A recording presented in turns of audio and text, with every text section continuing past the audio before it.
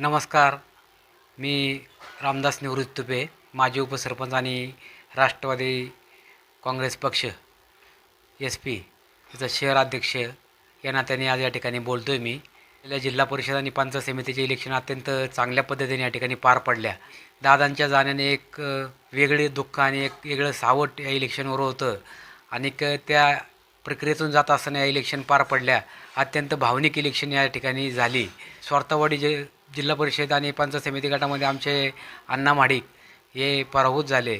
पण या ठिकाणी जितेंद्र भैया बडेकर असतील किंवा आमच्या कोमलताई कांबळे असतील, या इलेक्शनमध्ये घड्याळ आणि तुतारी हे दोन्ही मिळून आम्ही एकत्र या ठिकाणी काम केलं आणि त्याचा निकाल अत्यंत चांगल्या पद्धतीने भरघोस मताने आमचे दोन्ही उमेदवार या ठिकाणी बहुमताने विजयी झाले. या दोन्ही उमेदवार जिंकल्यामुळं ओळी कांचन आणि पंचक्रोशीमध्ये एक आनंदाचं वातावरण आहे आणि येणाऱ्या भविष्यामध्ये लोकांच्या काही जिल्हा परिषदेच्या आणि पंचायत समितीच्या अडीअडचणी असतील किंवा आणखीन मोठ्या काही समस्या असतील, त्या प्राधान्याने सोडवण्याचं काम हे दोन्ही उमेदवार आमच्या या मतदारसंघामध्ये चांगल्या पद्धतीने पार पाडतील. या इलेक्शनचा निकाल अत्यंत चांगला लागला आणि बहुमताने दोन्ही उमेदवार विजयी झाले.